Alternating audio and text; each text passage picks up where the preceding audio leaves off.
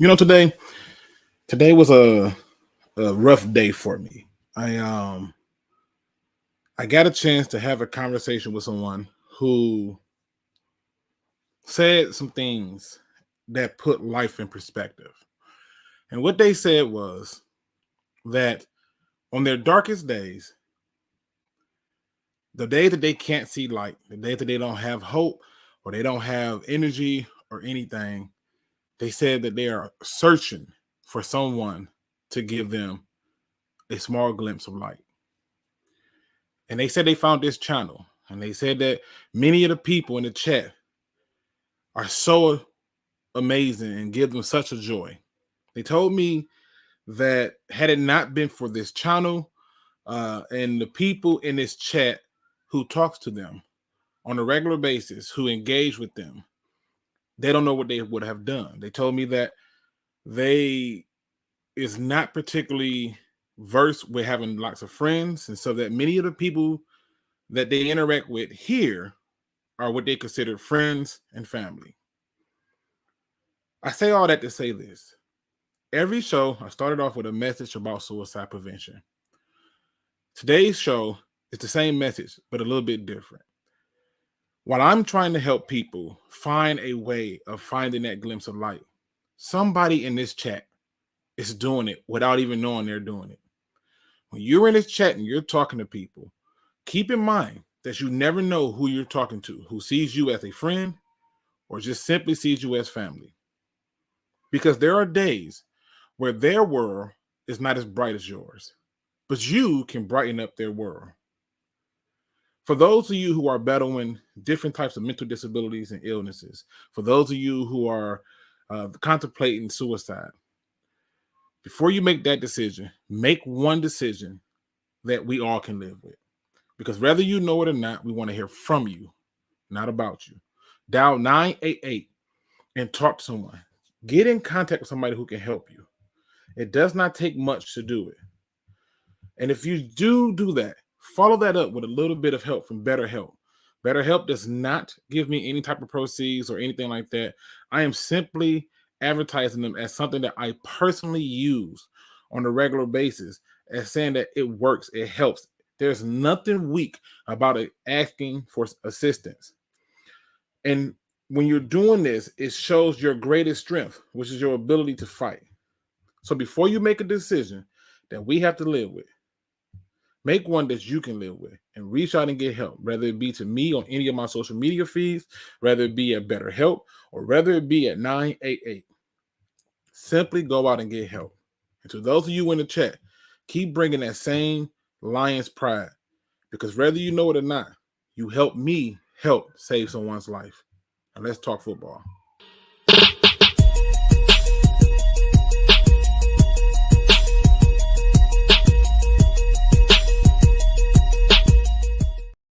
What's going on, Pride Nation? It is Tuesday, August 30th, and we are here to talk about the end of the 2022 preseason and who ended up on what?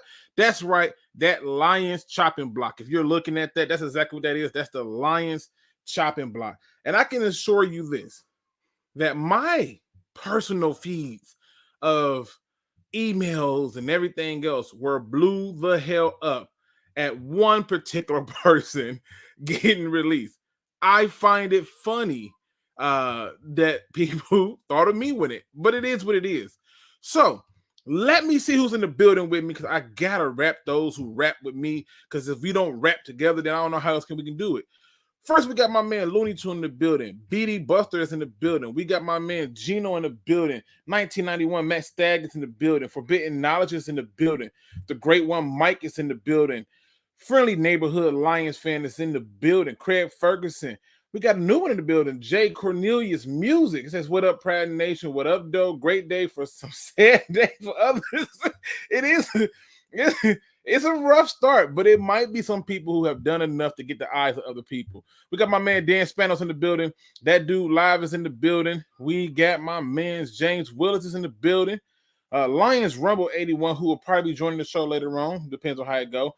We got my man Nine Drinks, who says shouldn't have cut Kennedy till week 5. We'll get into it. We'll talk about it. We got my man Dr. Paparoni in the building. We got my man Crumbus in the building. Make sure I ain't missing nobody. We got one funky Lions fan in the building. We got my man. He said, I'll come in after dinner. I like that kind of talk. My man Michael Mike is in the building. Let's see. Make sure I ain't forgetting nobody now. I ain't forgetting nobody. I'm going down, scrolling down. Let's see. We got my man Dose of Goodwin in the building. What up, though? My man Anthony from Royal Lions UK is in the building.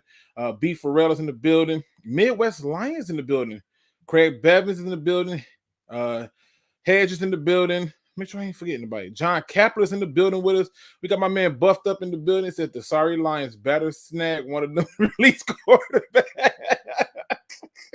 Mark Mellish is in the building. We got my man Raw Detroit, aka TA, in the building. Shout out to you, family. Let me see. Make sure I ain't missing nobody. If you in here, drop it in there. We got my man Mikhail Hope. Steve O's in the building. Motown Football's in the building. Joseph Murdoch is in the building. My man Tom Grassi says Hard Knocks be fantastic this season. Shout out to Tom. Tom, if y'all don't know, well, everybody should know who Tom Grassi is at this point. I mean, holy shit, this dude does everything. He talks about all the teams, and he has to have the biggest Packer YouTube channel of all time. And he's always a joy to be around because he's funny as hell. So shout out to him as well. We got my man's Greg Peoples in the building. DJ is in the building. Dat Fan Man is in the building. Ricky Bobby is in here with us. If you in here, man, put it in there. We get them shout outs going. Okay, now let me see. Dragata, hope I said that right. He's in the building with us. Daryl Thompson's in the building with us. I think I caught up with everybody. All right, let's get right into this because we got to get right down to the nuts and bolts of this. First things first. Oh, Detroit Made Me is in the building. What up, though? First things first, my entire damn social media feed, whether it be Twitter, Instagram, email, was blew up, and especially my Discord with, oh, they got rid of Jarrad Davis. And to me, I've said before that this linebacker room is so bad that we need to go get linebackers. In fact, I've said I don't care what nobody tell me. I don't want to hear about no free agent pickups if we ain't talking linebacker and safeties. Because to me, that's a problem. Am I upset that he got cut? Nope. But I do have a certain view on it that makes me go, really? And here's where we jump into a lot of the talks of it, of figuring out what's happened. All right. So before we get into that, we got to see who got cut today officially. So I went to the web to see, and I made it as big as possible for the world to see. All right. I wanted people to see in real time. So the big name that jumped out was the one that we got from Nine Drinks, who said that they should have kept Tom Kennedy till week 5.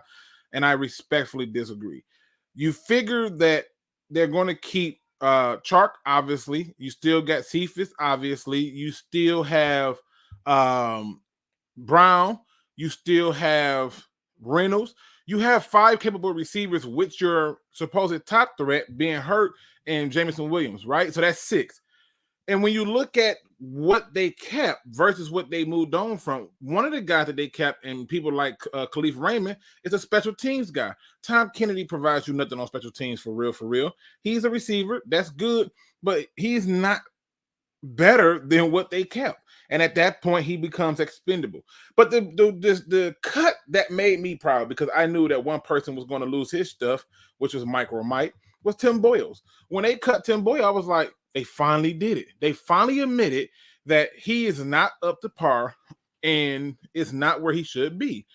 And anybody without eyes could have seen that Tim Boyles was cut from the Packers for a reason. He never excelled under no level, and they felt comfortable switching it in a different direction. Yes, I know they added people like Jordan Love, but God, truth be told, you'd be better served with Jordan Love than you would Tim Boyle. And then obviously Jarrad Davis got released, but Devin Funchess, a guy who I never thought was going to make this team. I thought he was for Hard Knocks. He don't block.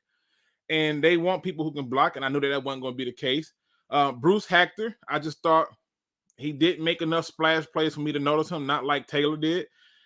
Justin Jackson, he was in a crowded room, but I was very shocked to see that he wasn't even able to beat out Jefferson. And I went, oh, this is interesting.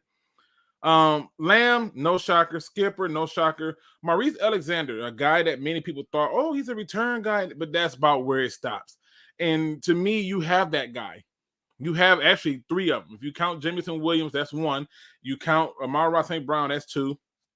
Throw in there Khalif Raymond, that's three. And I might dare even put a few more names in the mix, but he was expendable from that standpoint. And so I'm okay with it. Cedric Boswell, he should have been cut the moment he allowed that last touchdown play to be given up in the first preseason game against the Falcons. So I'm no shedding tears there. Derek Dees Jr. didn't even know he's on the freaking team, being honest with you. So hate to be that way, but I didn't know. Obviously, my man Easy didn't make the team. He's one of the stories that they highlighted. But you can see even in those stories that he struggled. Mark Gilbert, not shocked. James Houston. This one to me is funny because I know that they waived him, but he'll clear waivers and he'll probably more likely just go practice squad. So no big shocker there. Godwin, and I'm not going to play with this man's last name because I already botched enough names. I'm not surprised that he got cut because to me, I've been wanting him gone. I just thought, like, if you got Khalif Raymond, why do you really need to keep him? He doesn't really provide you anything. So I'm good. Obviously, we talked about Tom Kennedy. AJ Parker was a shocker. That was a shocker.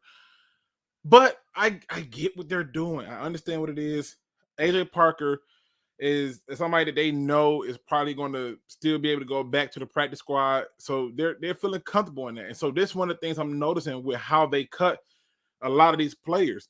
These are players that they know they will be able to add back as a practice squad guy, and they feel confident in that regard. Riley Patterson, we're just gonna pray about kicking. That's all we're gonna do.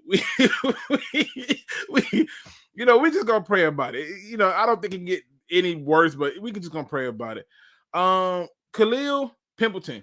I watched game in and game out of them force feed the ball to him. Just nonstop force feed him the ball. And this man, on every opportunity, found a way to just not reel it in.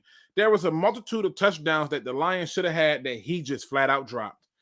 Did nobody tackle him? Did nobody slap him or anything? He just dropped it. And so for me, for all the speed that he was killing them when you watch the practice film, right? Like he always doing it. But when it counted and he heard the roar of the crowd seemed to be a little bit too much for him, and he wasn't there. Anthony Pittman, anytime I see any linebacker cut, my blood pressure goes up. I don't know what they think we have at linebacker, but this ain't it. Okay, I don't know what we do. I'm not saying Anthony Pittman should have got the spot because he's so great. I'm saying look at our linebackers and tell me you cool with this. I ain't there yet, all right? Savon Smith, don't care. Eric Banks, obviously don't care. Trinity Benson, I don't care because you finally admitted that maybe your 5th round pick you traded away wasn't worth the pick. You gave a guy a shot. He didn't live up to it. You feel like he can make it back to practice squad? Great. Jason Cornell. Here's a guy that I think should have been cut from day one. I mean, a late round draft pick that they gave chance after chance after chance after chance, and nothing was there. CJ Moore, I don't really give a care about. And obviously, they put Jerry Jacobs on the reserve suspended list. So, okay, cool. Now, what is my overall view of the 53-man roster? It's the same problems that we had when the season started.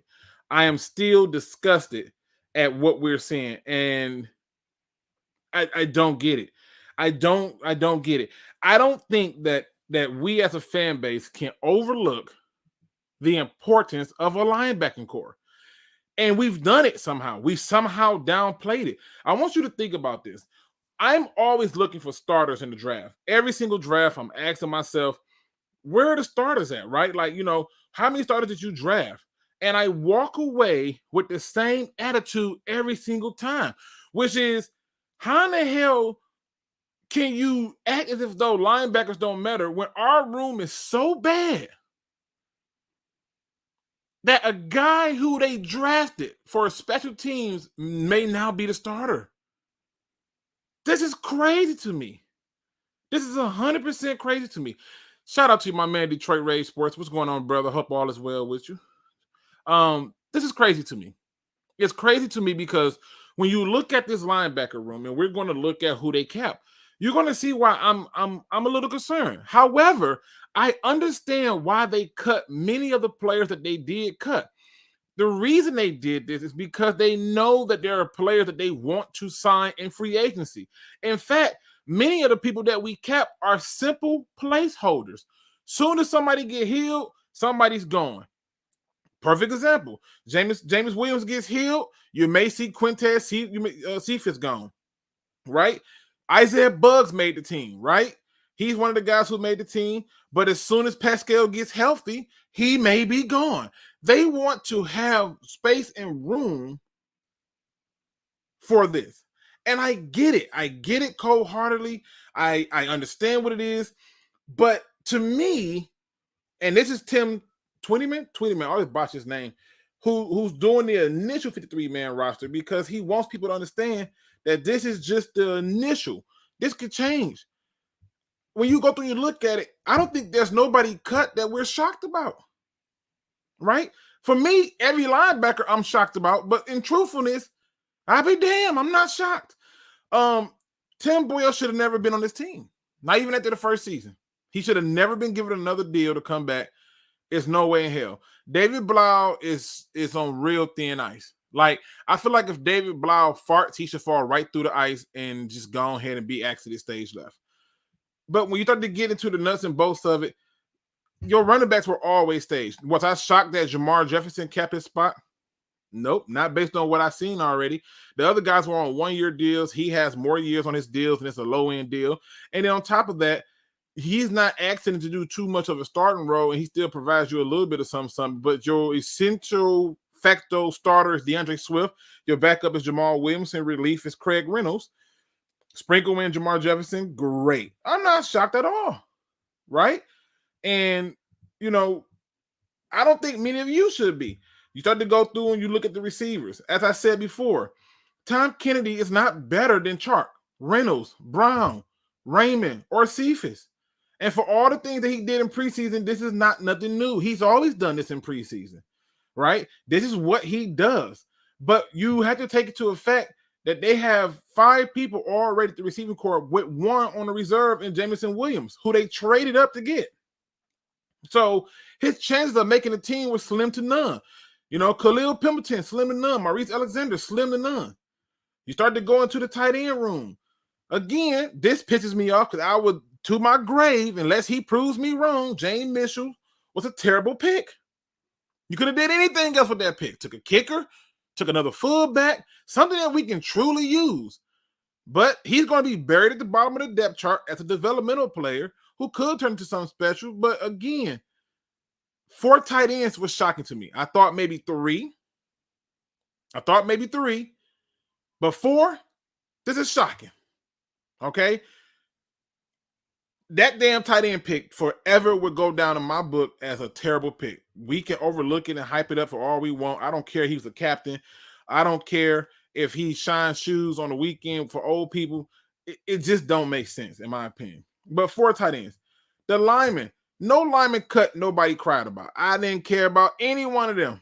I didn't. I hate to say that. I just didn't. None of them gave me any reason to be like, oh, you got to keep that one. We know who our starters are, and we know who the backups is. But even the backup positions ain't even solidified because those can be had as well.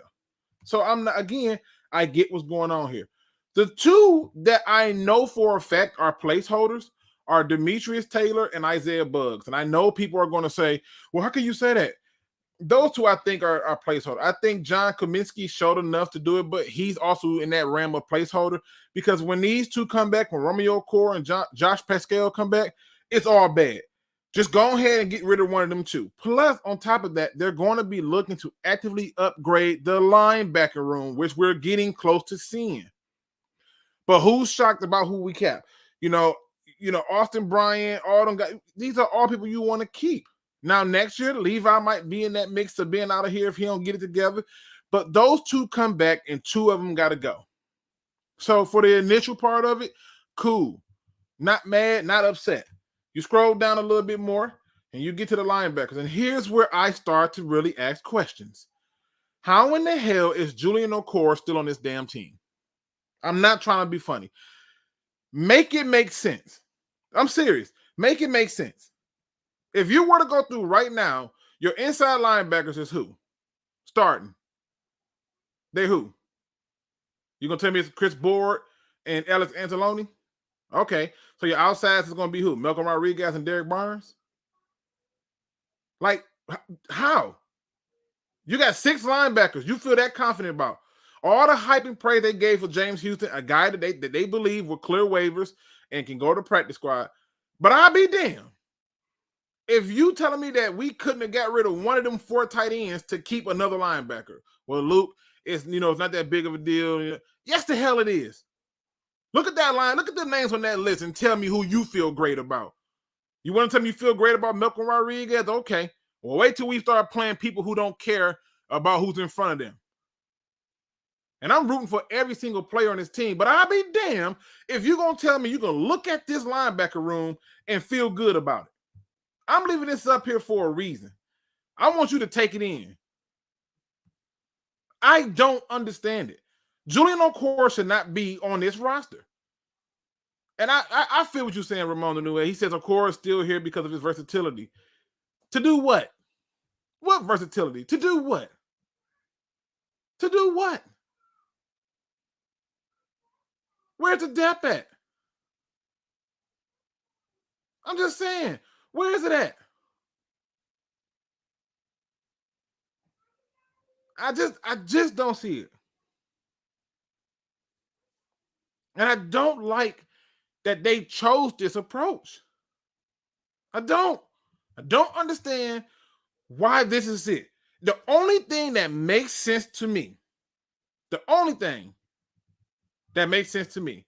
is if they are actively he can get hurt at multiple positions. That's about it. That's about where the buck drops. I mean, but outside of that, the only reason I can see them doing this is if they are actively planning to trade in or add other linebackers. It's the only way I can see it. It's the only way that makes sense to me. He's here to be on the sideline. Exactly. It doesn't make sense. And yet we keep 4 tight ends. Again, it's the initial roster, so I don't want to kill it too bad, but I'll be damned if we're going to act as if, though, that this is not something that should be of concern. We can talk about the Jarrad Davis release. I shout out to my man Adam over there on Woodward Sports. He was living his best life talking about Jarrad Davis. But let's be honest. Jarrad Davis can't be worse than Julian Okoye because at least Jarrad Davis is on the field. Anthony Pittman is at least on the field. And they get out while he gets to stay because his brother's here who can't play. We got 2 brothers on the team who are seriously hurt. They just can't play. And I get it. I don't want to make it a big thing, but goddamn, the next time somebody come to me and tell me linebackers don't matter no more, look at this room and tell me you feel good about it. You could, if you was planning a Madden franchise, which I am planning, I jumped back in, man, we'd get into that another time.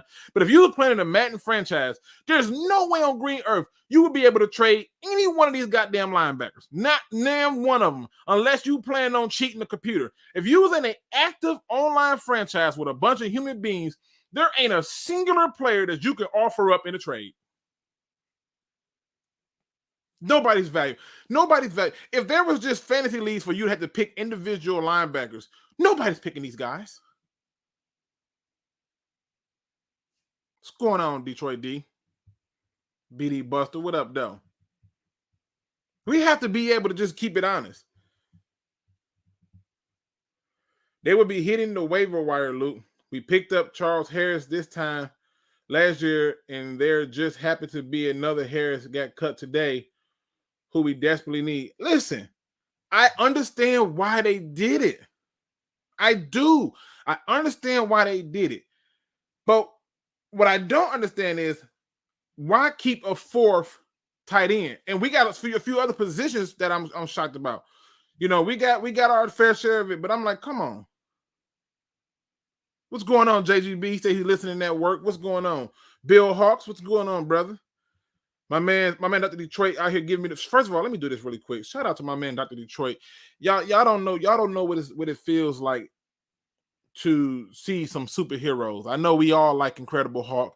Everybody loves Iron Man. We think Spider-Man's that deal. Wolverine's about that life. But there's some people who do small gestures that makes big messages. And one of those people is Dr. Detroit. And if you don't know what I'm talking about, simply go over there to Lions on the Prowl. Look at Friday's free-for-all video and get towards the end part of it and listen to the great story that Vale told. I want to praise him in ways, but I want you to go back and see that video because I think you need to hear the message from the horse's mouth themselves. And I think it's something that should be there. There are people on this planet who are seeking angels, and there are angels walking amongst us in the form of people that we don't know that can make the smallest suggestion so big. And if you go back and watch that video, get towards the very end of it, you will see what I'm talking about. And it didn't take much. It just took a thought that this mattered, and it did. And so to that, I salute Dr. Detroit, who was clowning me about my belief that Jared Davis is elite, and I still stand by that. Nothing changes for me. It doesn't change for me that he gets moved around. I've come to the conclusion that some players, no matter how good they are, they get put into crappy situations. But to you, sir, salute. So, I want to make sure I do that. We got a few other people in the building. My man Grandizer12 said, Luke G, what is it? What up? What you do? How you be? I'm good. Dealing with a lot, but I'm good. Luke, I'm telling you, bud, I really do think they kept that extra tight end so they could figure out who to cut when JMO comes back. That's the only have 5 receivers right now. I know. It's just the craziest thing. But when you walk away from it, there's no way for you to walk away from it and not say that this linebacker room is crap. And then y'all wonder why I said going forward, and I said it before they even got here, before we even got a whole new coach, I said every draft is going to be a C. They will earn their grade from me.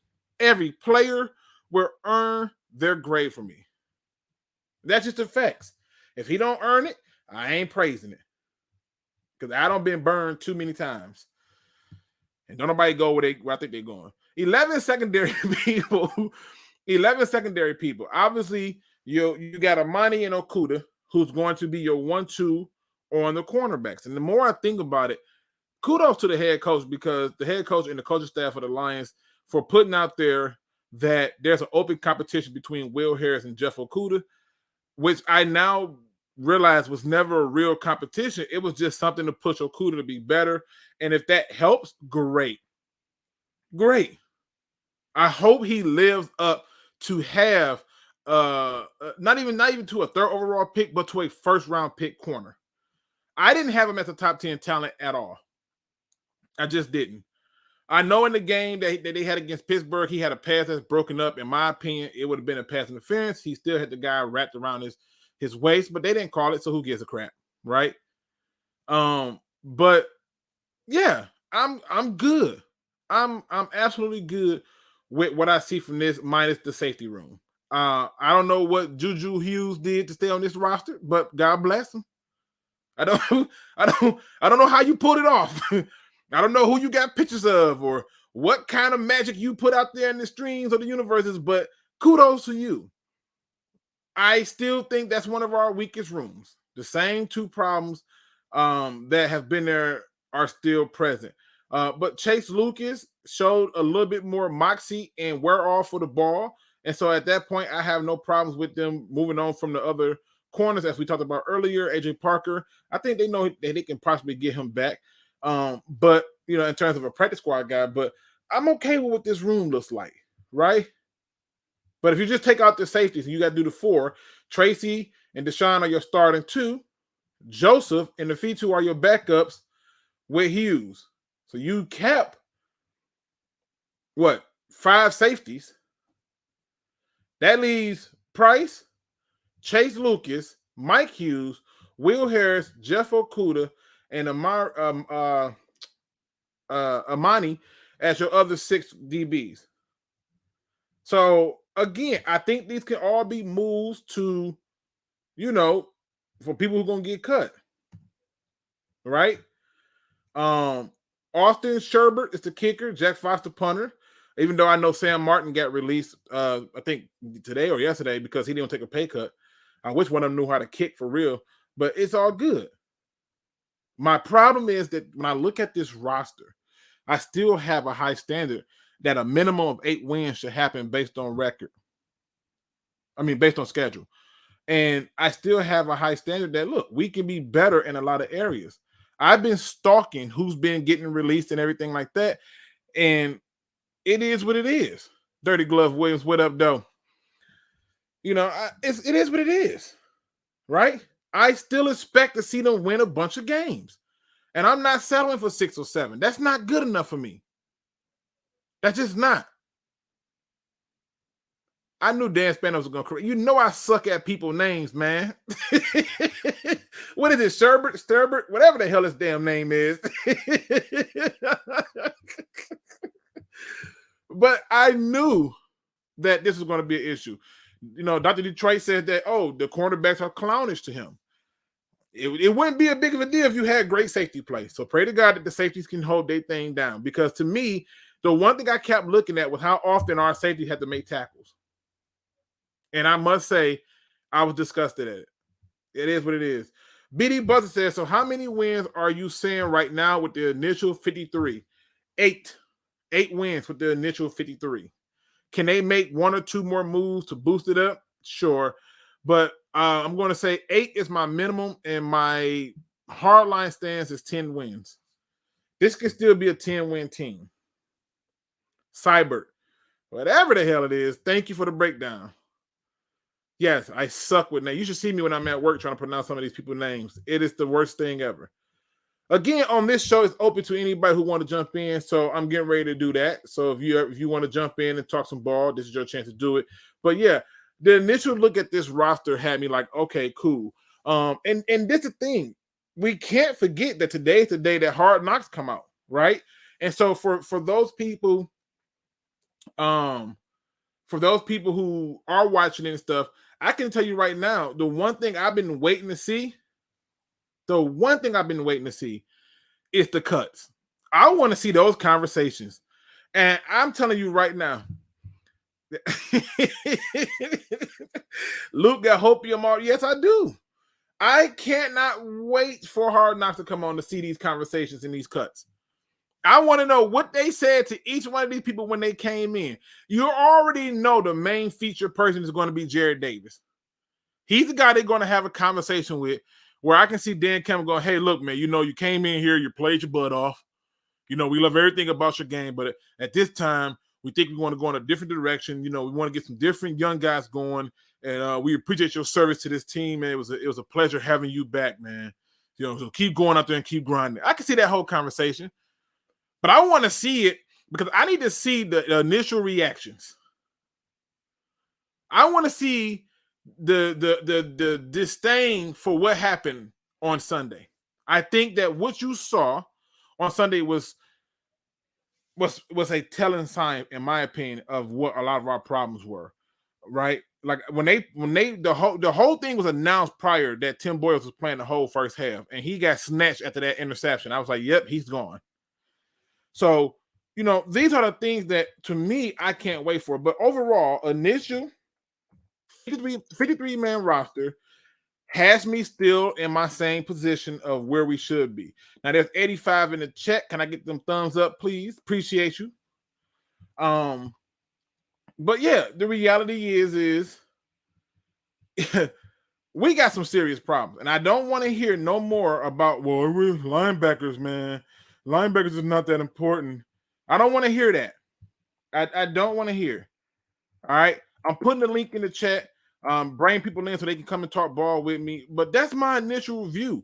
I'm happy that we got down to the 53-man roster. I'm excited for some of the other news that came out about who's going to be performing at the first season game with, I think it's Carolina State, HBCU. Which is kind of crazy that they got rid of an HBCU player but still did this. So that's great. But yeah, these are the things I'm looking at. What if my man say? Charles Davis says, hey, Luke, Go see the coach and bring your playbook. It's gonna be bad.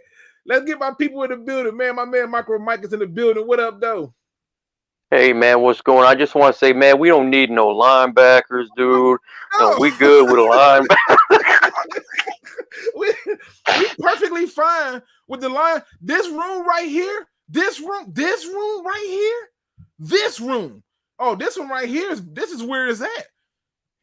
Listen, these is some studs. Malcolm Rodriguez. I tell you what. The charge.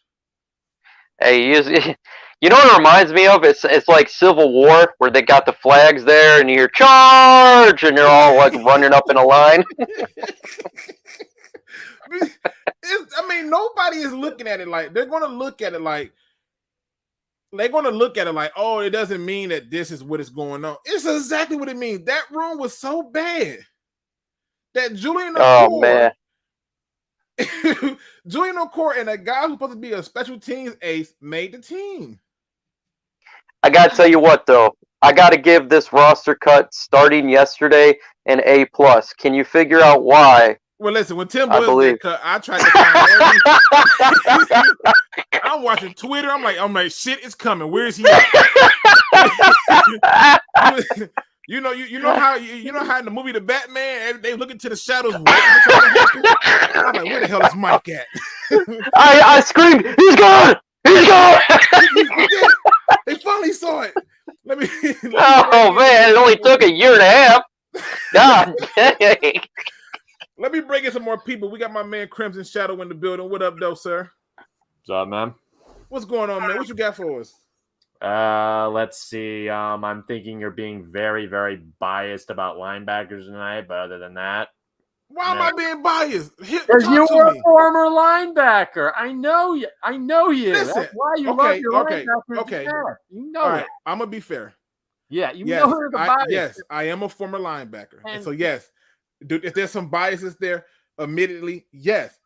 I am not impressed with Ellis Anzalone. I am not impressed with Chris Boards, and I'm damn sure not impressed with Julian Okoye. Josh Woods. Like, who did we cut from the linebackers that you rather have kept over Julian? Pittman and Jared Davis. Davis was very inconsistent, didn't do anything really for this scheme anyways. He's getting blown in coverage. And on top of that, we're running only 2 linebackers anyways. So if anybody gets hurt, we still got enough to rotate even in and out. It's not like we're running that many linebackers anyways right now. Okay, so let's say I play devil's advocate, right? Okay. I join you on this road, right? Okay. All right. Who are the 2 linebackers they playing? Alex Anzalone and probably going to rotate out from Derek Barnes and Malcolm. No. We're not talking about the rotate out. You got to give me the 2 linebackers we're playing. Okay, it's going to be Alex Anzalone and Derek Barnes, I'm thinking. Okay. And would you say Derek Barnes is good in coverage? Not really. He's better than Davis, but that's not saying much. You answered your own question. I mean, I'm just saying, is Julian Okoye good in coverage? I haven't seen enough of him to really make much of an opinion. No, you've seen enough. You just sometimes your eyes just don't want to believe what we see. I think when you I seen a lot on the sideline. Yeah, he's not a guy you can leave in coverage. In Josh Woods, I mean, okay. Yeah. If they're going to upgrade other spots, I'm cool with it. I'm not. Yes, am I biased? We got to wait for the waiver list. That's another thing. We don't know if we're picking anybody up as well. Chaz Surratt is available too. And plus, I don't know what you're dealing. I don't know if it's a bit that you're doing with Malcolm. I don't get it. Like, what do you care about? Is it this the draft position, special teams? If he's beating everyone else out, shouldn't you be happy about that? Or it's not hating on Malcolm Rodriguez. What it is he's came out to be the next greatest Luke Kuechly. That's the issue. It's just lower the expectations a little bit. I don't have like on top of it, you have to look at it. If you take Malcolm Rodriguez and put him on any of the other 31 teams, is he winning a starting spot on those other rosters? No. That tells me that our room is that weak. Let me get some more people up in here really quick. We got a newcomer. Hopefully his mic is working. Dose of Goodwin. What up, though? What's going on, sir? How can I help you today? What are we talking about when it comes to these Lions? Help this man. Let's go ahead and talk about those linebackers like you keep on talking about. Oh, shit. I'm finna get chewed out for this one. I can feel it right now. Go for it, sir. You do realize your Lion Tavai made it to the New England Patriots, right? Thank you. Okay. First of all, so right now, we're not good. We're not bad. We're okay. It's not horrible, but it could be better. It's not the At the same time, do you have 2 first years? Maybe my bad. Derek Barnes is a second year.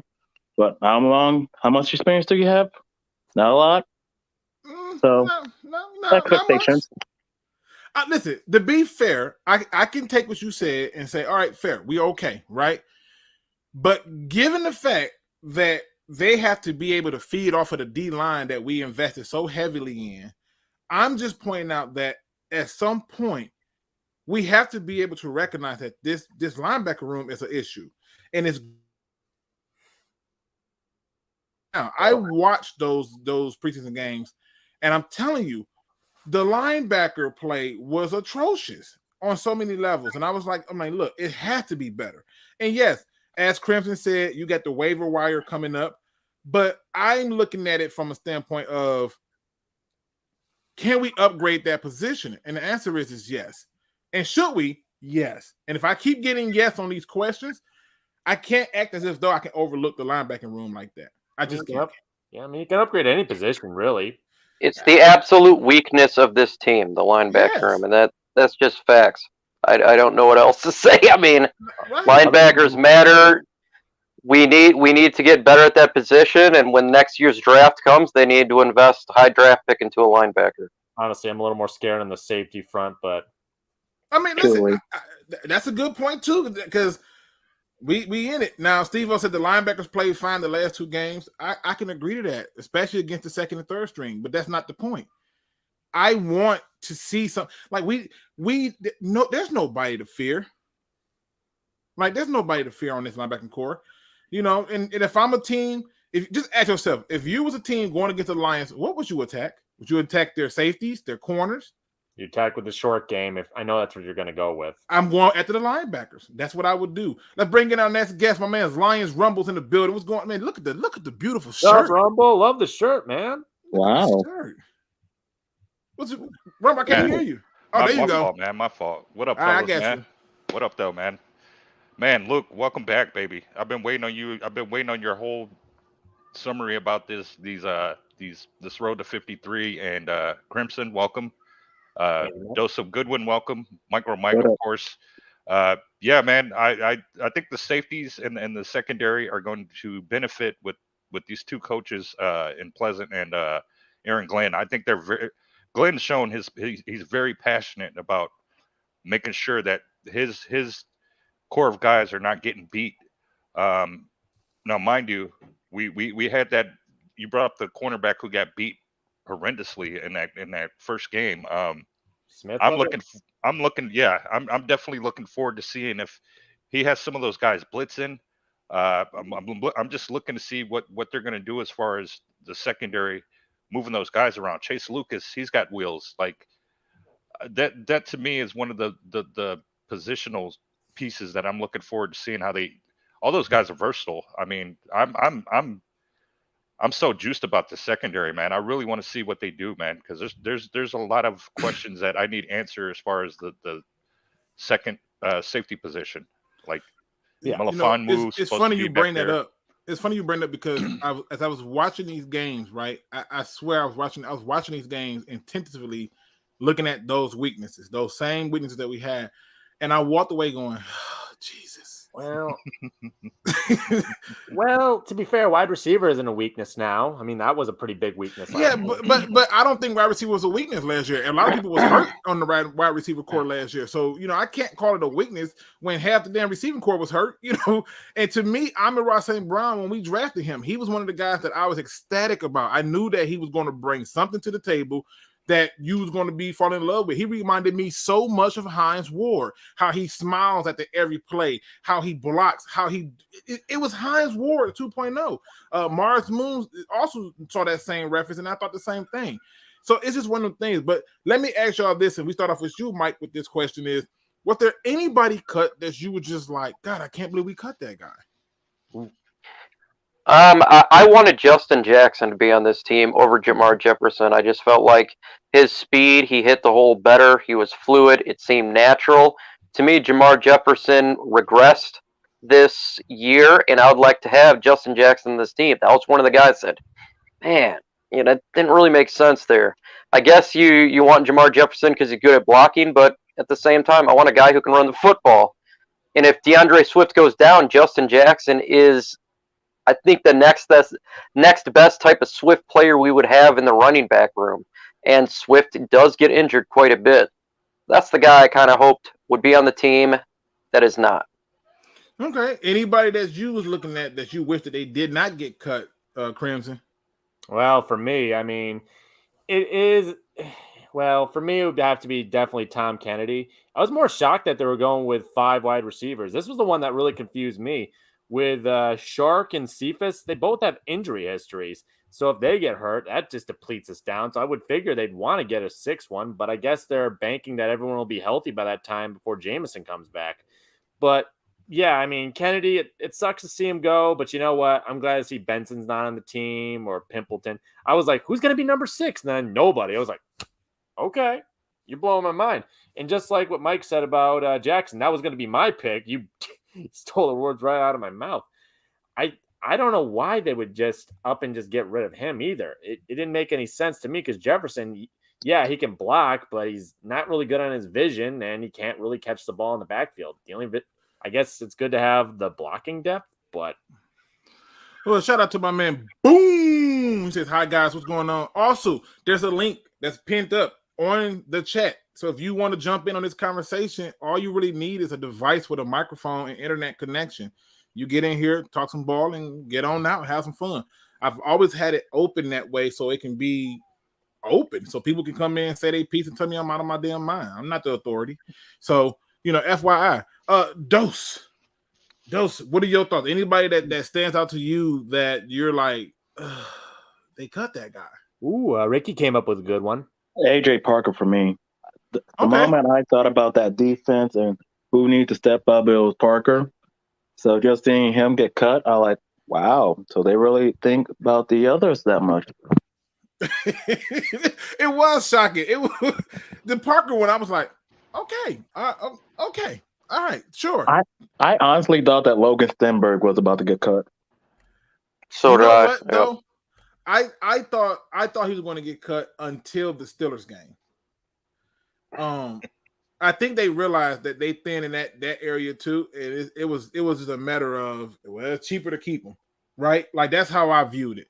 But yeah, I mean, not shocked at all. Rumble, is there any player listed up here that you are shocked that got cut? Yeah, I might sound like a homer in this one, but I really loved Devin Funchess. I felt like he's a 6'5" red zone target. And to your point earlier, you're right. He just wasn't blocking. He didn't do those little things, and I think it comes with the territory because I think he just feels like he's a veteran of the league. He's been a starter, and I don't think he took into consideration how valuable doing those smaller things that don't show up on film are. And I would have loved to see him.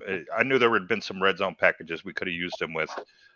Even if it was for just throwing the ball up to him. The guy's 6'5". That was one guy that I was like, for sure was like, man, I think he has a spot in this team. But again, what do I know? I'm just a fan. So definitely agree with that one, Rumble. I mean, I think we're going to be running 2 tight end sets. I mean, our head coach is a tight ends coach. It makes more sense, and it would have been awesome to see him in the past. But I like the other tight ends we got. I'm fine with them all. The one thing that got me, though, was the fact that what I felt that killed him was when he got injured. Because he was catching up, but then the moment he got injured, we were like... Yeah, there's a red flag for sure. I mean, but they definitely can't be talking about people getting hurt as being injured. They're drafting hurt people. I don't want to hear about... I don't want to hear about, yeah, I got a little concerned then. To me, if there was one player I'm surprised got cut. Just one. is any goddamn linebacker. Y'all got to keep every last one of these. I don't care what y'all say. Every linebacker should have made the team. If they play linebacker, they should have made the team. I'm serious. Biasness. Oh man. I mean, think about it, right? Actually, let's be honest, man. They're pretty much all the linebackers except for Derek Barnes and Malcolm Rodriguez should be cut. I'm just listen. You literally need 8 linebackers to make a linebacker on this team, and I just feel like you cutting functions and keeping what's the dude name that Ricky Bobby brought up, Zazeria, whatever the hell's damn name is. You keep this guy, and I'm trying to figure out for what? What are we doing? Like, come on, man. It's no way you had so many people you could have removed. How did Juju Hughes keep his spot? Even the dog can't stand it. He's depressed about this shit too. The dog is trying to let y'all know that he don't get what Juju Hughes is not shouldn't be on this team, dog. Quiet down. I love Juju. Juju's a man. I didn't even realize that there was 2 Hughes over there. It's 2 Hughes. Yeah, you got Mike Hughes and then Juju. And I'm trying to figure out what did Juju do? Just tell me, anybody in the chat, Steve or somebody tell me. Who remember Juju doing anything in that damn game? Who? I don't remember. He must got some recorded prawn hub from the coaching staff to be on the team. He got something. Safety department, anyways. I mean, and there's the other thing I don't like. I'm starting to wonder, and I could be wrong about this, but I'm starting to wonder if the reason they kept Juju was because they might be aware that we might need to keep Iffy as a corner / safety hybrid, moving them back and forth. Because I think it does. Yeah, I think so. Please make Melifonwu a corner again. I love Melifonwu there. I'm just saying, because I asked this question a bunch of weeks back, did we make a mistake moving him to safety? But I do like Lucas, though. I will say that. He does show promise. I love Lucas. Yeah, I love Lucas. Mm-hmm. I like happy he made this roster. He deserved making this roster. Yeah. He said, how did Price keep his spot? To Luke's point, I like that versatility with that guy he just named. I like the versatility. I could see him switching. I can see him the versatility. That's what you could tell that's what this coaching staff wants. You got to be able to do more than just catch a ball. You got to be able to do more than just just blitz. They like versatility, and I'm okay with that. Be more than a one-trick pony. Yes, sir. Don't be Davis. Should we pick up some players from the waiver wire? Hell yeah, we should. Yes. And it's some names. It's some names out there. Listen, I ain't even gonna lie. When I heard that OJ Howard got cut, I was like, "Oh my gosh!" Ooh. I was like, it was a few other names like Ty Summer. I'm like, listen, I need a linebacker. So, Ty Summer name came up. I said, hey, from the Packers. Should we answer this question? I mean, yeah, I guess you can if he's on the practice squad and he comes back next year. I mean, I guess not. But if he gets picked up, then yeah, by all means, it's a wasted pick. In my opinion, it's a lot of picks that's been wasted. But what was he, a 6th-round pick? I mean, listen, he was a 6th-round pick, James Houston. Yep. But my thing was this: when he was taken, you just go and look at who came after him. There was so many. I don't care what nobody said. We could have did so much better than this time. But it is what it is. Thank you, Steve. Even Steve-O will disagree with me in a heartbeat. He says, I didn't see Hughes do anything. I don't understand why he made this team. I'm going to tell you why. He got some information on the coaches about what they be doing when they're not with their wives or something. It's got to be something like that. It's got to be. Hard Knocks, man. They got tape from Hard Knocks. It's them road something. Games. Yeah, them road games. Oh, yes, sir. I'm confused. I'm confused about some of these things. And so let me switch gears a little bit. Our secondary depth and versatility is good, and they will grow each other throughout the season. Okay, listen, you won't get anything from me at all. Appreciate that right there. Keeping the check clean from all this this dumb stuff that they out here trying to do. But yeah, I mean, I just don't see how some of the people who made the team made the team. So look, I got a question for you. Like on your list, I know Julian makes a list, obviously for you. Like, how many players like on your list are like, why is he here? Like, let's see. Let's start off. Let me go back. I got to go back to refresh myself because the first thing I need to figure out why he here on. I think you have 4. Yeah, Julian Okor is one of them. He hasn't shown Glenn me loves nothing. him. I know Glenn's hyped him up. He loves him. That's a Glenn move. Juju Hughes, Depth in case of it beep. So that's the only other, like Rumble said. I'm just saying he's done nothing. Let's go to that damn tight end who name off in the box. What's his name at? Zisteria? James. Zylstra. Oh, you're talking about Shane Zylstra. That guy. What the hell? Why is James Mitchell still holding on? Like what? He was okay too. We're gonna run draft guy. Okay, I mean, I'm just saying. We not gonna lie, TJ Hawkinson been getting hurt too many years. That's true. Too. I mean, that's fair. That you know what? That's fair. I like that. That's absolutely fair. Jamar Jefferson, I get it, but yeah. Yeah. I can pull stuff out of my ass. I can't pull anything for this one.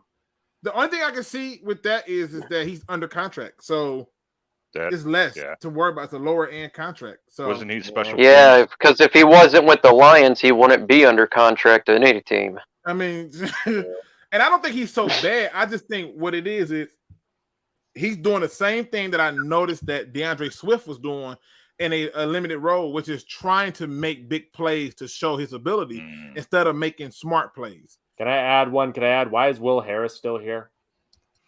Because God hates us. Because of pride and ego.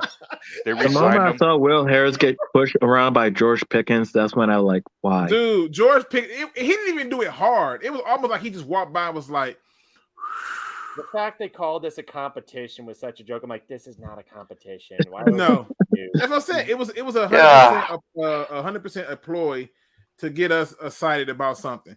It says, "Hey Luke, less on the Jamar hate." I'm sorry. I'm not saying he's a bad player. I think he's doing what I saw Swift do. I saw games where Swift would get in, and instead of him just simply making the smart play, he was trying to make the big play. And I'm like, I don't need you to do that. Even when you watch Hard Knocks, Deuce is yelling at him because he's telling him to just make the smart play, not the big play.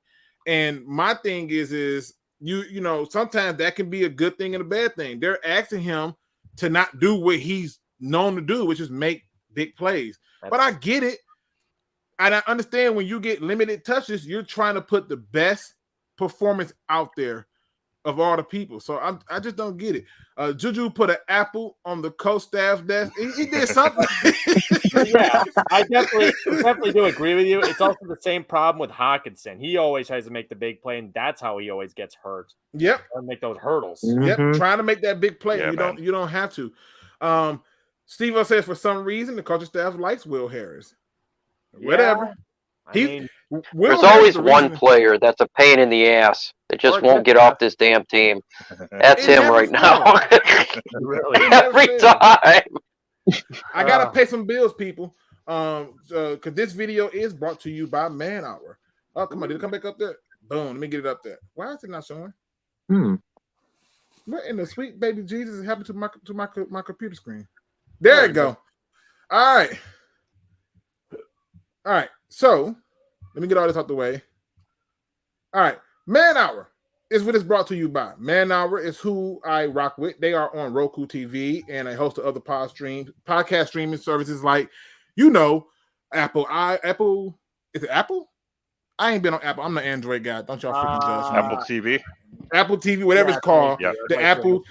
They're on a multitude of different things, and they talk about every different thing. You're going to get a plethora of football conversations from all 32 teams. They have managed to get a YouTuber or two for all 32 teams that's talking all things NFL, football, and other sports. So you cannot mix out on anything.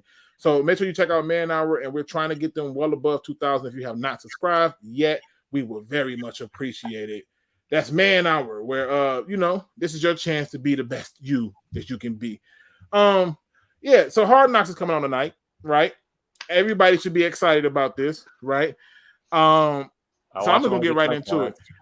I told people earlier that the moment I've been waiting on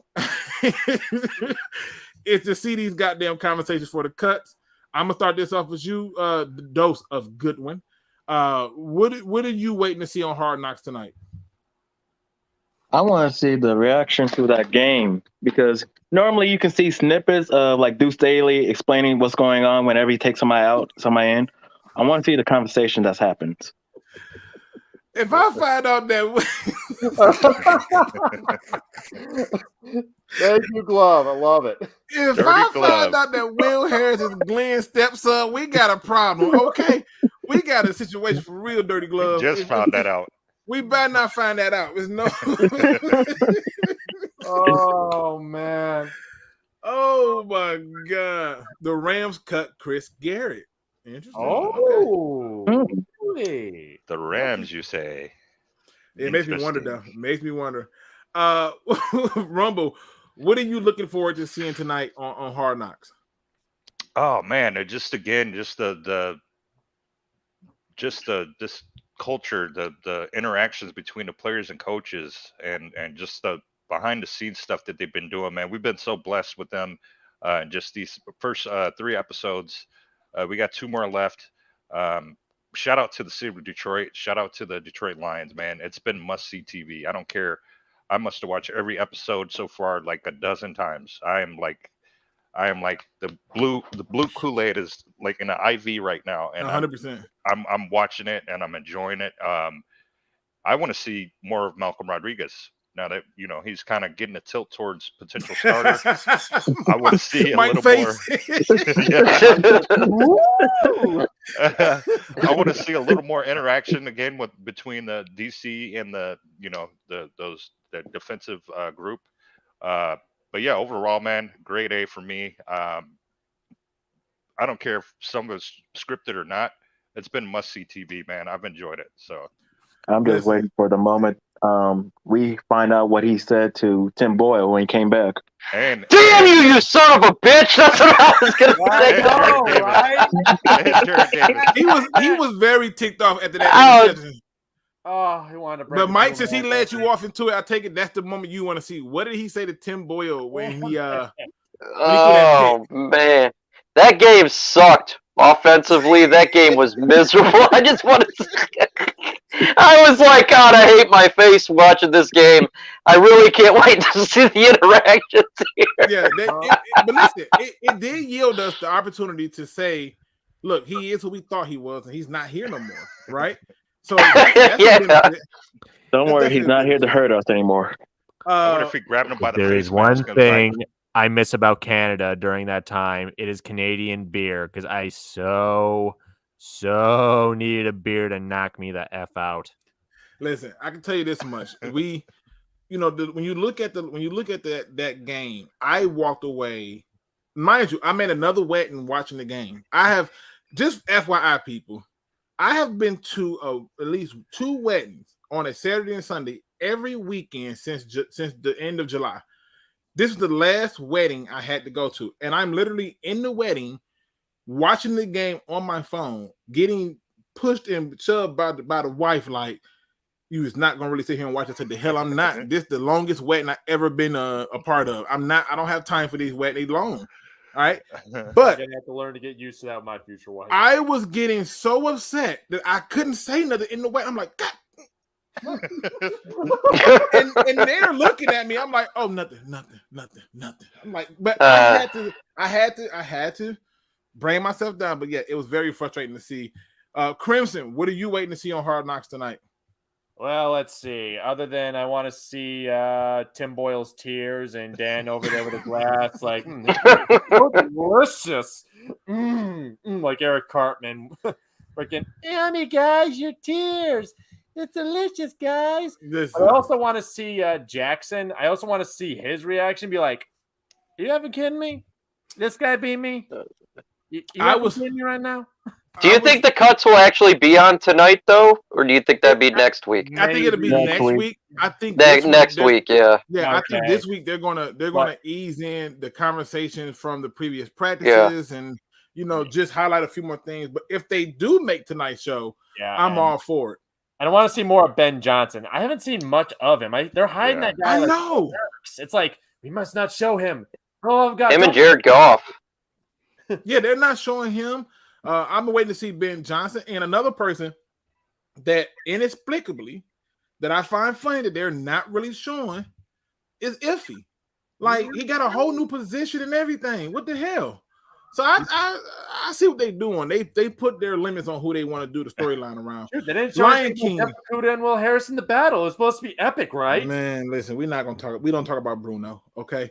We don't talk about Bruno.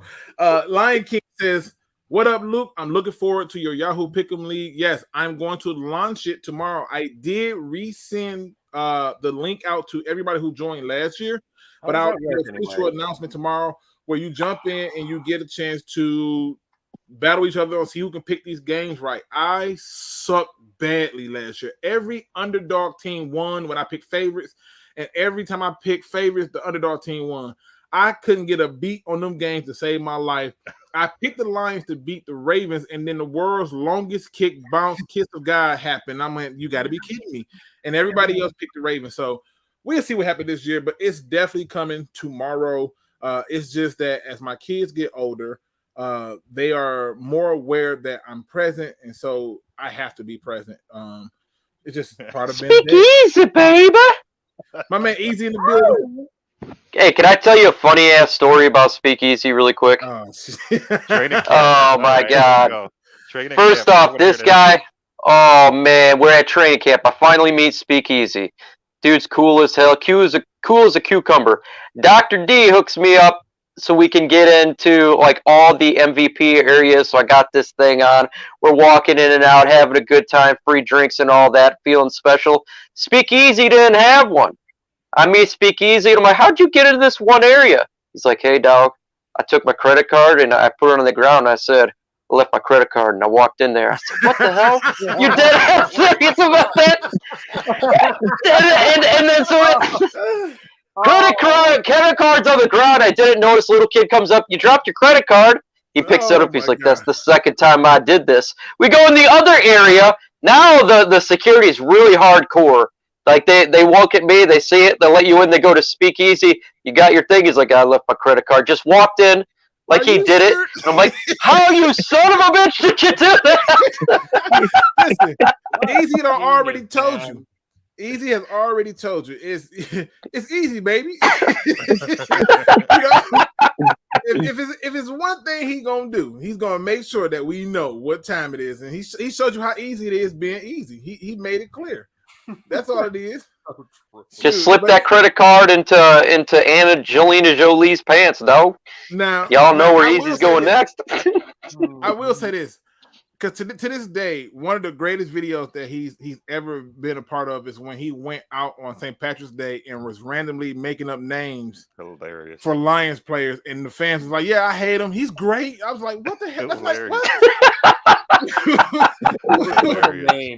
I have not seen this vid.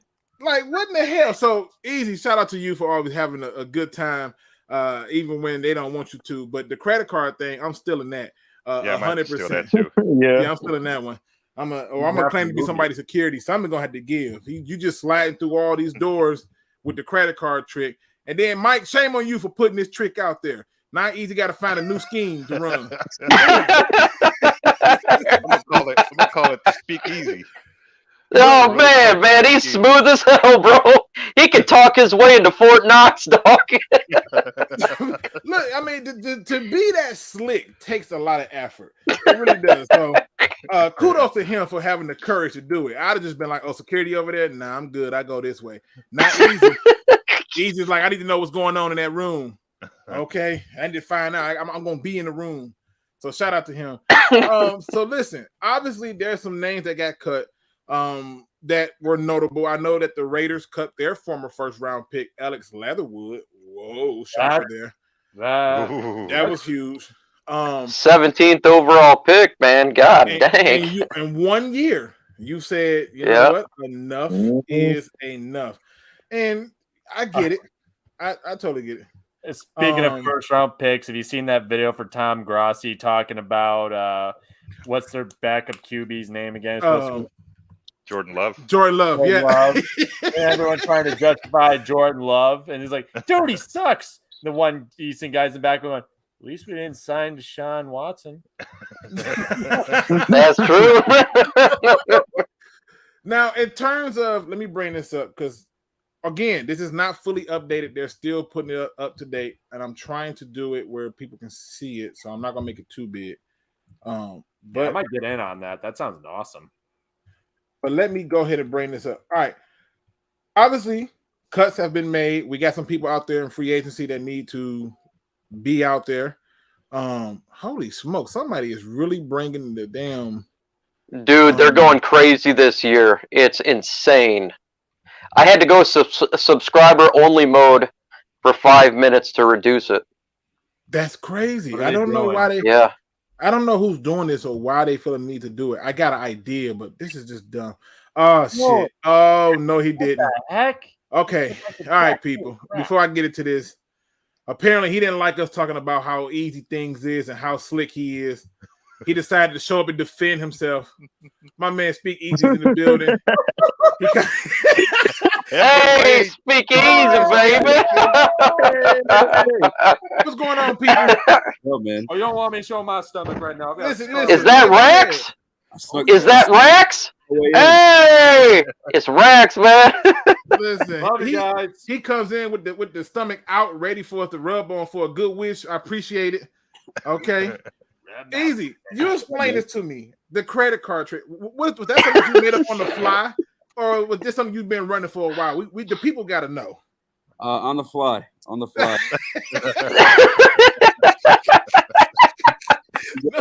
Nobody thought to ask how did the credit card get there. This is what happened. I initially got in. This is what I did the first time, and I might get myself in trouble, but whatever. Don't get yourself in trouble. It was just me, so I went and I bought 2 drinks. Like I had one for somebody else, and I walked in like I was. You know what I'm saying? Oh, I got this drink for my girl. Went in, and then I was trying to find Mike and Dion. So what I did to make sure I get back in, because I didn't want to buy another 2 drinks. That's why I dropped my credit card. So that's genius. That's like, hey, Mike, hold this for a second. Absolutely genius idea. When me and Mike went to see Dion at the VIP where they have like the strict security, that's what I told my man. What I said, I was like, oh, it's in there. He asked me for my password. It just walks in. The guy he says F your couch and just walks in. I said, how the hell did you do that? F your couch. Oh my God. Dude. Visual line stepper. I mean, but leave it to Easy to come up with something so clever, like, you know what? I think I lost my credit card. Visual line stepper. If you go to my YouTube page too, we'll get back to talking football. I apologize, but I went to that Logan Paul and Tyron Woodley boxing event, and somehow I stuck my way to front row. Before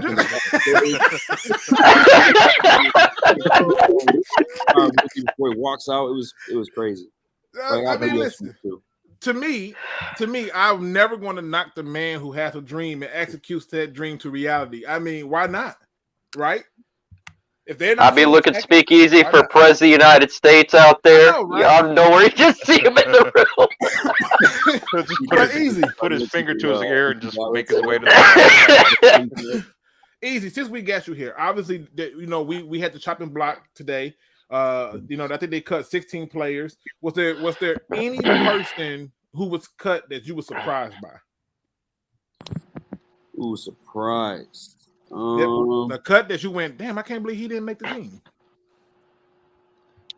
Tom Kennedy. Really? We found out yesterday. Yeah, man. I mean, look, you the work, no matter who, you know what I'm saying, like where you drafted, how much you're paid.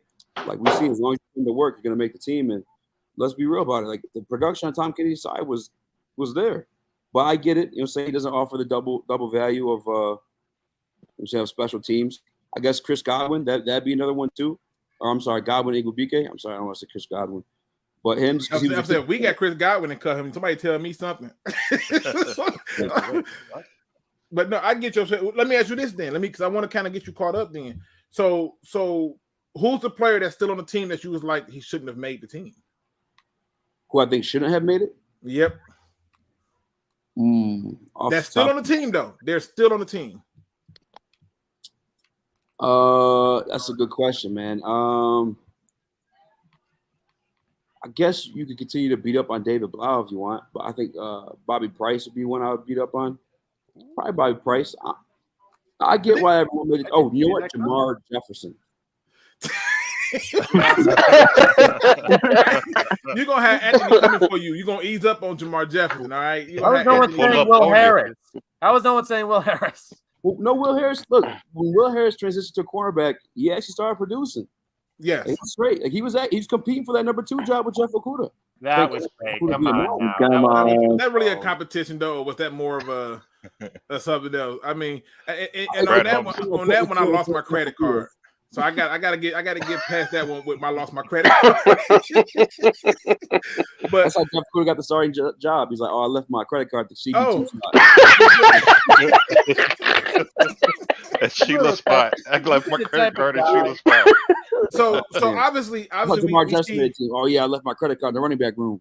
But obviously we see the initial 53-man roster because that can definitely change well before within the next 2 weeks. So for that first game, which I will be at. So holla at your boy if you out there. But with that being said, my question is I'm trying to figure out how to word this. My question is how are you feeling about the Lions record now? You see the initial 53-man roster. I was totally disgusted at the fact that we cut any linebacker. Like I don't know how in the hell certain people made this team. Juju Hughes should not be on this team. I didn't, the damn tight ends, Shane, whatever. How you pronounce it, Mike? Zylstra. Yeah, Zylstra. Zylstra. He's got to go. Right? I didn't see how none of those people made the team, and you're cutting linebackers like we just got a strong linebacking room. So, how are you feeling at the initial 53-man roster as it pertains to the Lions record this year? Yeah. Oh, yo, Shane Zylstra, chill out, my man. He plays special teams. I know what to do. Because you want him to make the team because you say he's good. He's not good, Luke. We saw week 1 preseason, man. He had a lane to make a damn tackle. He went and blocked up with the fullback. Yeah, I mean, listen. I can take that same tape and show you where people like Derek Barnes missed the wrong gap. People were Rodriguez overran. But hold on, though. Derek Barnes, a 4th-round pick in his 2nd year. Jared Davis, a 1st-round pick in his 7th year. But you got to also understand what they're asking him to do. That's another thing too. So all those things do factor into it. However, I don't really care that they got rid of Jared Davis as much as I care about the fact that you kept people as if though our line. Let me put it back up. Sometimes people you need seeing to be believing around this damn place. I'm going to be interested in is I'm going to be really interested to see where all the drafted linebackers from this class rank next year between the Kobe Deans and Malcolm. I'm wondering if Malcolm can actually, crack it or be one of the best ones and be a huge steal because that would be amazing if that's a possibility. Listen, if he is, that's great. We lost Mike. Mike will be back, but we lost him. Come back, Mike. Not easy. You telling me you feel good with this shit? I mean, with this linebacker court, you feel good with this? I'm not gonna tell you I feel good with it, but I like those names better than Jared Davis. Yeah, I mean, I'm gonna keep it. So you like Julian Okwara over Jared Davis?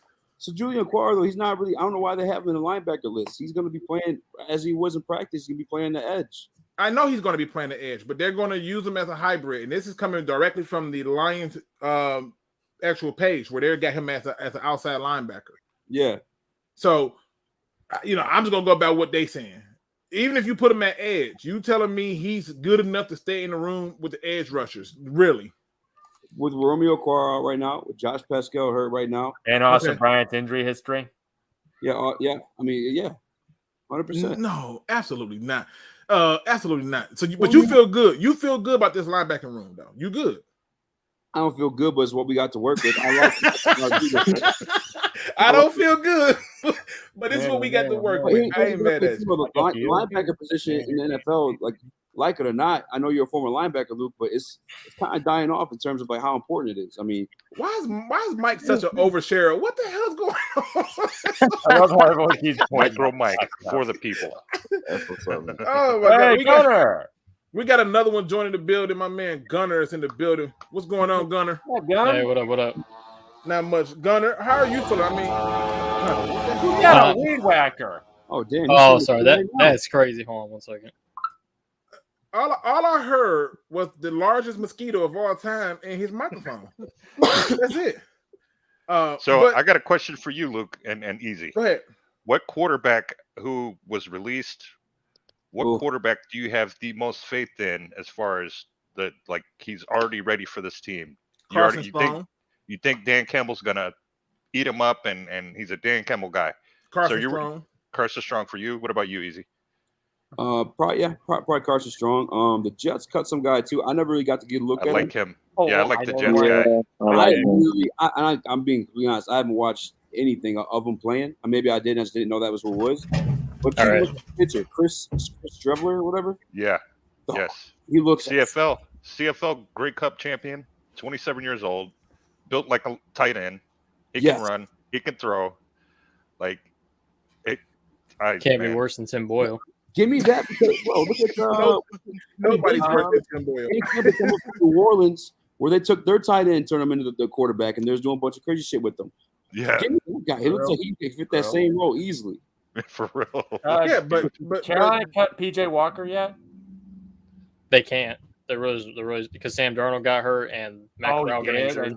So they're down to 2 quarterbacks. Okay. Well, all right. Since we're talking about that free agency pool, let's go ahead and look at some of the cuts that are known. Trace McSorley, he's also one who got cut. Matt Barkley. No. Let me make this bigger. I'll make it much bigger. All right, that'll do it.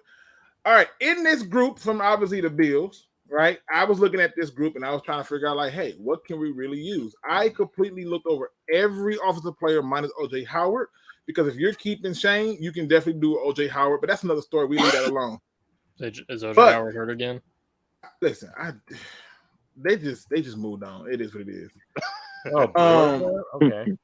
I didn't see any name that jumped out to me here under the Bills. So, I was looking with Matt Ariza. No, we can't do that. No. I was gonna say one does stand out to me, but he stands out to me for other reasons. But I'm just saying, I'm going through it so y'all can take a look. When a name jumps out to y'all, please be sure to yell them out. Now, the Cameron Good did jump out in terms of the Dolphins. I thought, okay. Again, keep in mind, I am on a whole entire we need to find a damn linebacker and a safety train. Did they cut a safety, the Dolphins? They cut McKinley? They did. They cut McKinley and they cut Redwine. But the Quincy Wilson, I believe he was a high draft pick that got cut too. So Dolphins is not playing. But just looking at what they did so far on, what we can pick up. And Sue's still out there.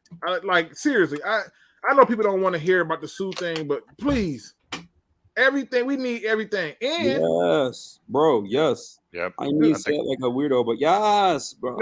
I'm right there with you because I still have his jersey. I want to wear it again, man. Yeah, I mean, bro, who is more kneecap proven, former champion, and a dog just in general? Come on, bro.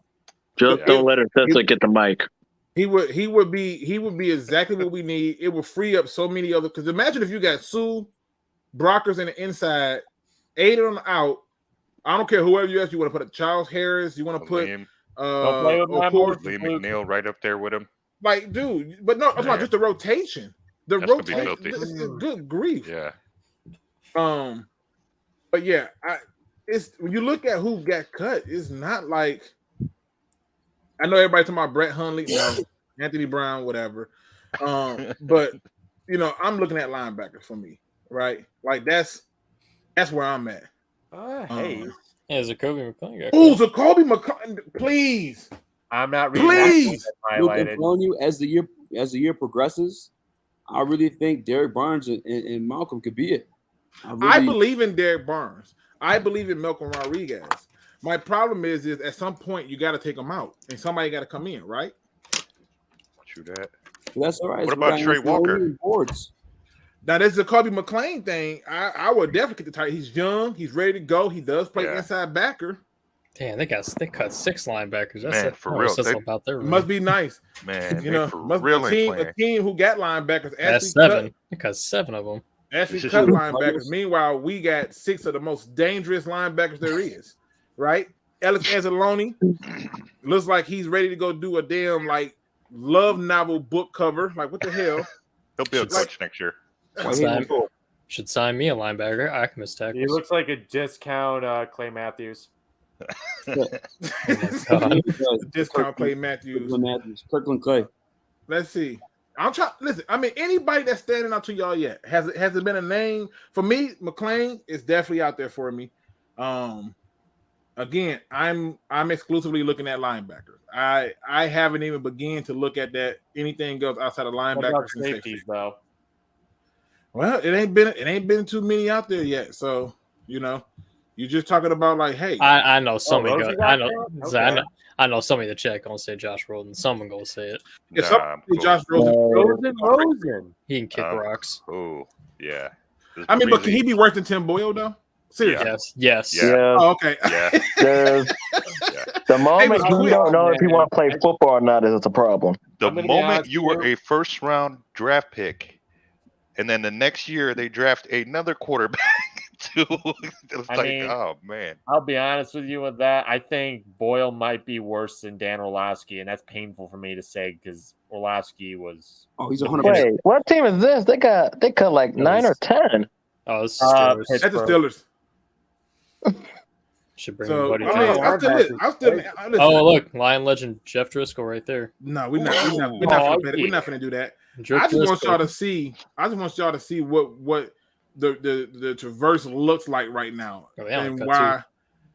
Again, I hope they add somebody that I'm happy to have, but right now it don't look good. Most of the things they have that's available, you find on offense, and we don't really need that much on offense. So, anything yet? What about you, Easy? Anything? Wait, Sterling Weatherford. I've heard that name, Sterling Weatherford.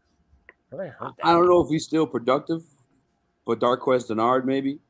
But I think we're kind of set in that Nick Marvin Hall, another line Marvin legend. Hall. Wow, I didn't know he was still playing. I am a Michigan State fan. Am I reading that right? They cut Malcolm Brown. Yep. Malcolm Brown did get cut. Okay. Now this Rudy Ford might be an interesting pick, but that's again, it's all bad, bro. It's Justin all bad. Coleman rebounded after he left Matt Patricia's defense. Maybe try to hit that. It's all bad, man. I'm at a point where I'm just like, I'm crying for help, and I don't care how I get it. I can see it, the writings on the wall. If you're a defense, if you're offense, I'm attacking that damn linebacking core, and I'm doing it hard. Look at this way, Luke. If it makes you feel any better, at least the pass rush looks like it's going to do something, and that's something we've done for a long time. Yeah, I mean, hopefully, I think we'll be fine, man. I'm not saying it's elite or it's good, but I think it's being a bit blown out of proportion. What do you mean? The edge core? What do you mean? Why you believe that? Tell me why. I'm curious as hell because to me, I'm not seeing it. I'm watching real time games and saying, okay, holy crap, that is a lot of wide receivers gone. I guess I'd point to this last year's defense, how limited it was in talent. Line legend Danny Shelton. Many times, that was what kept us in games. As crazy as it sounds, our offense was terrible, especially those first 7 weeks. True. Kenyon Drake. And it's very much one of those bend don't break defenses. You saw it in the Pittsburgh Steelers game too. Yeah. You say what you want about being preseason, but those 1v1s, we stopped them in the red zone 3 times. They had prime position, takes a Tim Boyle and his bum ass.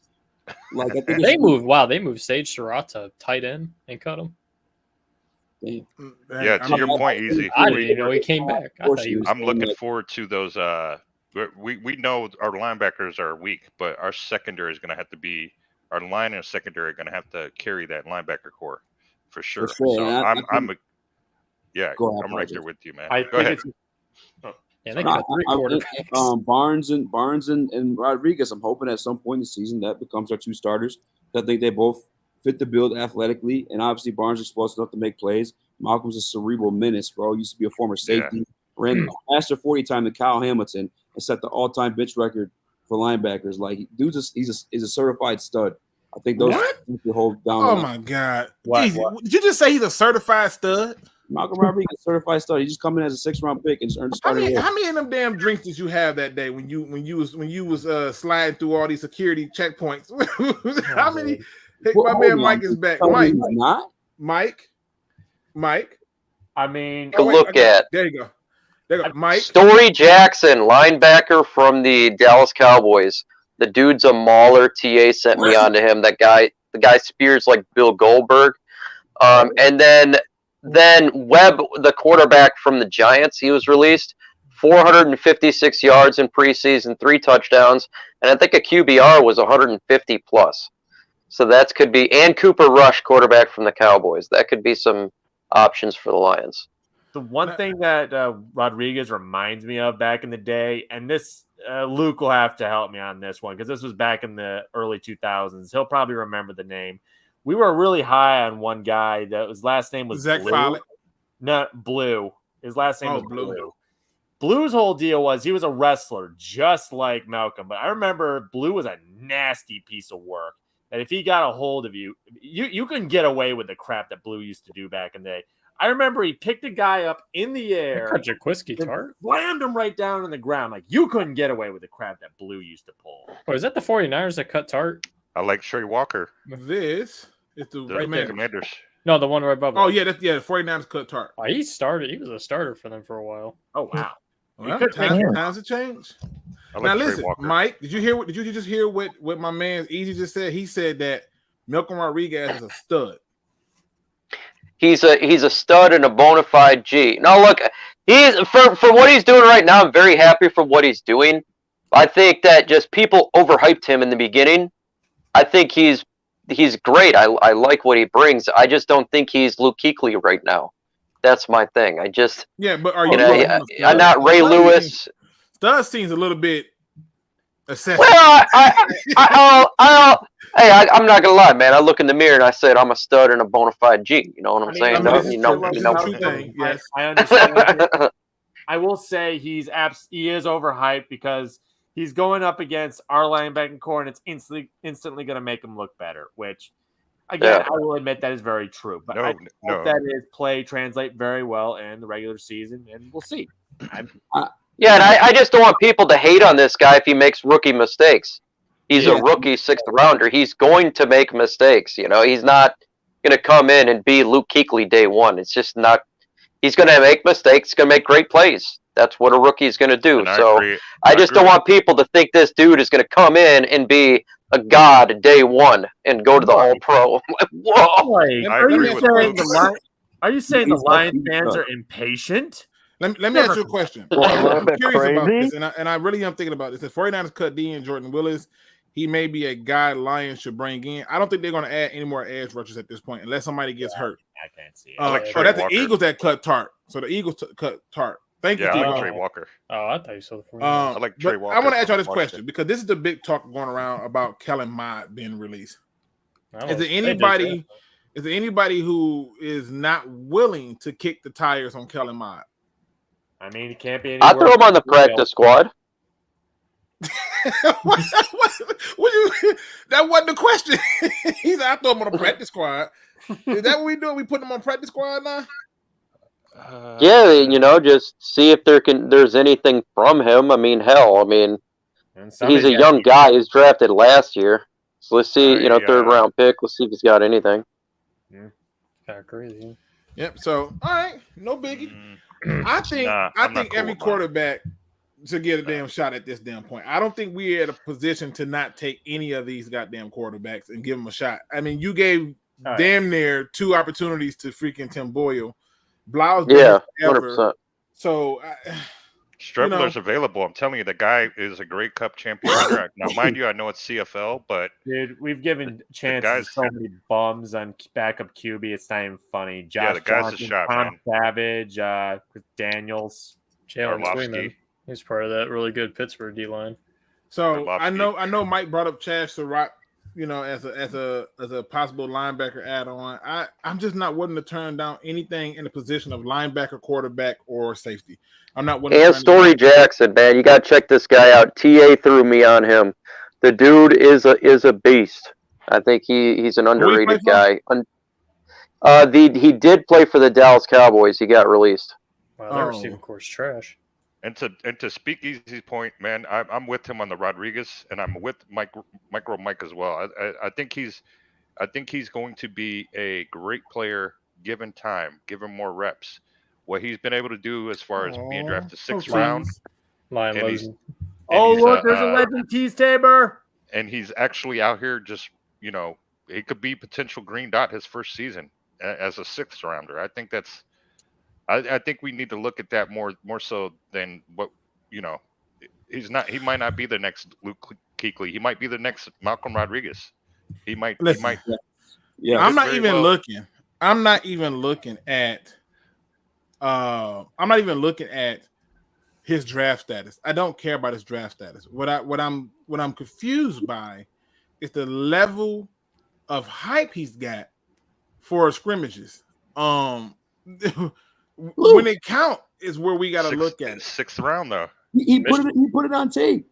He put it on tape preseason. He put it on tape Oklahoma State, and it's not fanfare. You're hearing this from Calvin Shepard too. This kid's look. What do you say? He's cerebrally at what a 2 to 3 year linebacker typically is.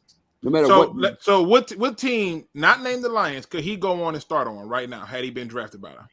Probably a couple of them. I don't know too many teams.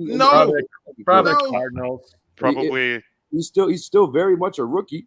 You know what I'm saying? He's gonna right, but we're talking about a guy who came to a situation to a situation where I'm telling you, it's just the I mean, hell, they just they just picked up Jesse Luketia this year, and he's already cut. You telling me he would have went to that team? Okay. I have a question. Plays in practice. He's making plays in preseason, and then you have a whole 4 years of tape when he was at Oklahoma State. What are you? How are you missing this? How are you missing this? Well, I'm missing it because I know better. I've seen enough already to know better than to get into the hype train until it counts. And so we've done this with Zach Follett. We've done this before with Teddy Lehman. We've done this with a number of people. You bring up some what hype train though? He's a 6th round pick.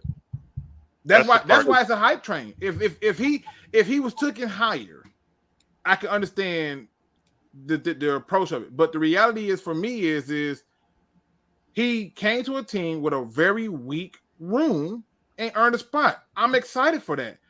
But do I believe we can upgrade and be better than that? Yes, I do. Do I think that you're going to see him make some plays this year? Yes, because with opportunity comes a chance, right? You can always make a play with opportunity. But do I think he's going to be something that we're writing about in the history books down the road as a perennial player for this team? I do not. Do I think he's going to be something that we're going to look back on and be like, we don't have to worry about that position? I do not. I don't see that. What? Not in him. Well, it's not like we're the worst linebacker. Are you upset? Luke, are you upset that Jared Davis got cut? I'm gonna say that any linebacker got cut. They needed all these linebackers. Are you upset Jared Davis got cut? No, I'm gonna say that every linebacker got cut. We shouldn't have cut a single linebacker. We had room for all them linebackers, and we need all them linebackers, and we should have kept all those linebackers. Period. We're running 2 linebackers, man. Luke, it's the truth. It's not no overhype. This isn't fanfare. Like you've heard it from the coaches too. I feel you. It's all over tape. It's not a weak room situation. You see it on the tape. I mean, you say it's not weak room situation, but even the coach on his Hard Knocks thing said, "Hey, I don't want to start a 6th round pick, but I will if y'all don't pull it together." There hasn't been a 6th round pick starting since what 1988, wasn't it? They said, and that's where I'm getting. That's why I'm saying the kid has a nose for the football. I agree. And he wants to be around it. So that alone, effort is you can't measure effort unless you. Like you can't measure it, but yet he always seems to want to be involved. He always wants to hit. He wants to I want to hit somebody. I love this. It's like that's a football here's the issue I have. People saying that Malcolm Rodriguez is better than, let's see, getting, I don't know, a linebacker from Georgia who went in the second round. Dean. And that's that. He's equal to, though. I'll say he's equal to. I'm not going to say it. I'm not going to say that. What was the last Oklahoma State guy that we drafted that ended up being a freaking star? Yeah, but that was a totally different. He was a monster all through college, though. We know who that Oklahoma State guy was. So was Malcolm, though. Malcolm was a monster through all through college. You guys got to go look at his numbers. Go look at his tackles. Go look at his tackles. I don't listen. How many of those tackles for a loss? A lot, Luke. I'm telling you, quite a bit actually. It is crazy, Luke. His tape is wild. I'm not calling him the next Luke Kuechly, but that's a damn good value at 6th round pick. The guy's it's August 30th, 2022. It's 7:40. All right, I want to timestamp this. All right. Okay, let's do it. At this time next year, I'm gonna see how many of these same people are gonna be talking about something. We need to go get some more linebackers. I'm gonna see. Well, we're gonna need to get more linebackers. But I think he's. I'd say we're gonna need 2 more at least. Yeah, I think he's gonna be. I think he's gonna be a. If he's not starting by this year, in 2 years he'll be starting. I think he's that close. He's that close. I like Malcolm Rodriguez, but to say he's better than Devin Lloyd or Nakobe Dean right now, I just look, man. Nakobe Dean's balling out. Devin Lloyd is a stud, man. You know what you're gonna. I get it, but I'm just not gonna say this guy is all pro. You know, this is going to be the man right now and go to the all pro and Pro Bowl. Just got to lower the hype a little bit. Just like Calvin Shepard said, he's a 6th round rookie. He said exactly that. Pro Bowl or anything like that, you know what I'm saying? But he's definitely a stud. You know what I'm saying? He's definitely like well, I think the way Luke referred to it earlier was do I have to worry about this position? No, he'll check that for you. You know what I'm saying? I do think he's equal to Nakobe Dean right now. I think Nakobe Dean, you gotta look at the defense he was surrounded by. You're gonna look hell of a lot better. You got the number 1 overall pick, Jordan Davis, Quay Walker. You know what I'm saying? Like that was a star-studded cast, and all he had to worry about was shooting his gap and making the tackle. Yeah. But he's balling out right now in Eagles camp. Nakobe Dean is getting compared to Roquan Smith.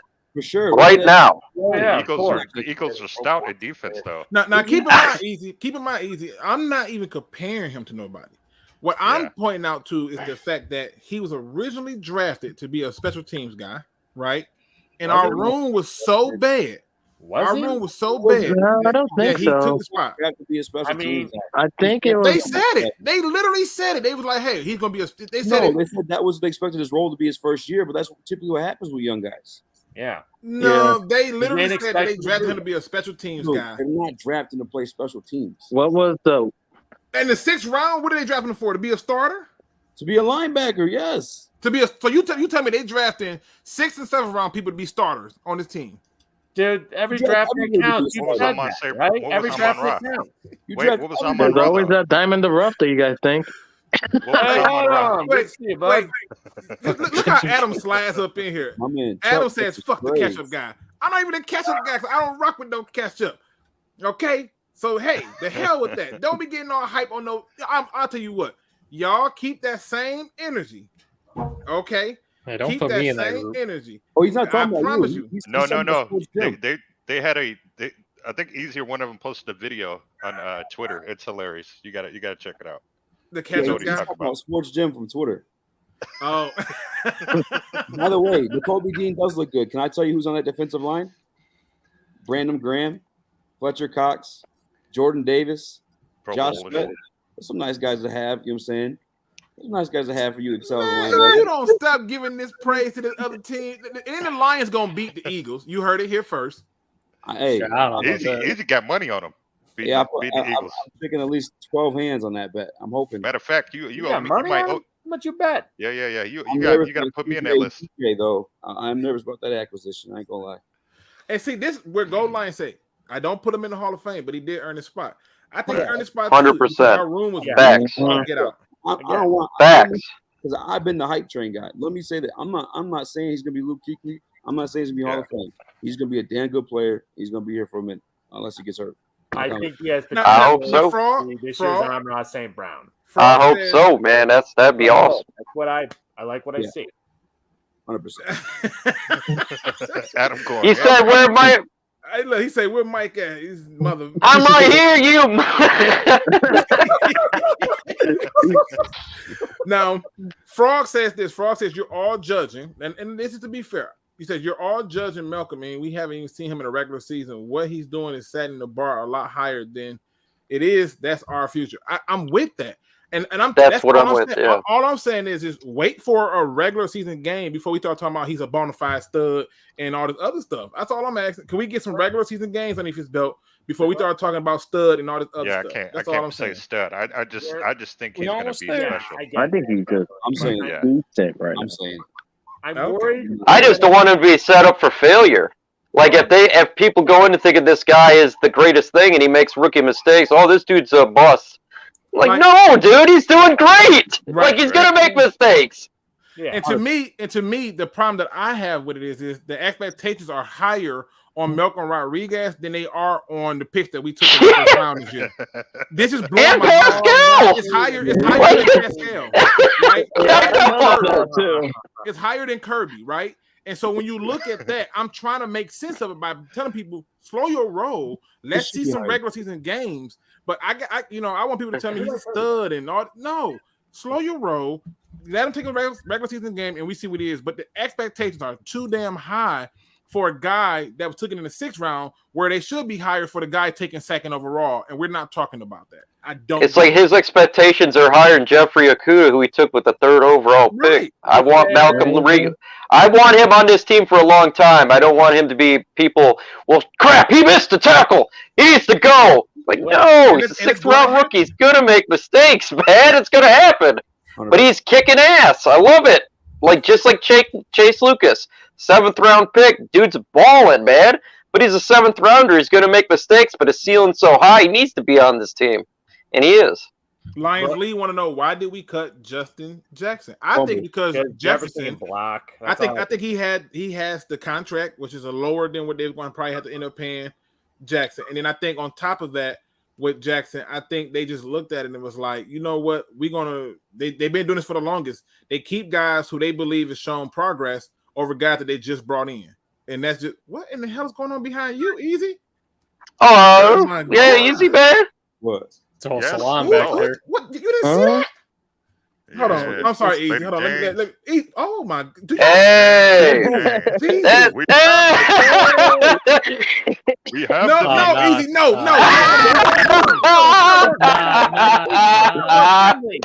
Hey, man. She's thick as a thick as a oatmeal, dog. I don't want to be that guy, but I just wanted y'all to put your eyes over his right shoulder and just watch the turnaround, though. Just watch the turnaround. It's gonna be swift too. This shoulder? No. Hey, your credit card, dog. Hey, get your credit card ready, dog.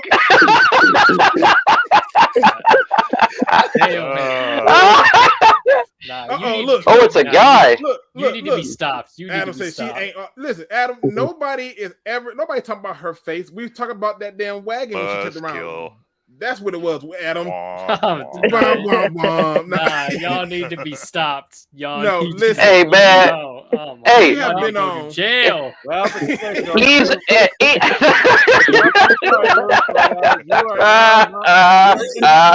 for this. Thanks, Easy. All right. No monetization. So Get him. He called us some sick fuck. You sick fuck. Hey, where the hell is Adam? Get up on here, man. You talking all this? Get up on here, dog. Hey, I was a gentleman. If that's your thing, Adam, we're not. This is another no judge zone here, buddy. If you like zebras and horses and things like that, we're not judging. All right. But what I'm worried about with Malcolm, though, I'm worried the coaches are going to give him any rep time, though. I think after what he said about Malcolm, slow the hype, I think we're going to see some limited snaps from him is what I'm worried about. Adam is going to him. Oh, Lord Jesus. I'm trying to get it back to regular, but... John Jones says he agrees with him. Stop simping. We ain't simped yet. We're not simping. Yeah, we ain't simped yet. I definitely can't simp. Shoot, I can't simp at all, but we ain't simped yet. All right, people, we have been on for almost 2 hours. It has been such a joy. I know this is more of a dark day. Obviously, Hard Knocks is coming on tonight. We don't want to miss that. We had a great show. We got my man Easy to come through. Got my man Spencer getting that building with us. You know, everybody showing up, showing love. Mike came through in the building. Gunner came through. Dose of Goodwin came in the building. We got Lions Rumble that showed up and showed us Crimson Shadow. And, you know, we have fun today. And that's the whole purpose of it, is to have fun. My goal is to figure out a schedule that works better, because as my kids get older and they're playing sports, I'm trying to teach them how to do soccer and baseball at the same time. Mm-hmm. And I realized that baseball is not a game.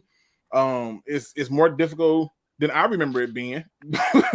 I'm like, wait a minute, they're teaching kids stuff that I didn't even learn until I hit middle school. But okay.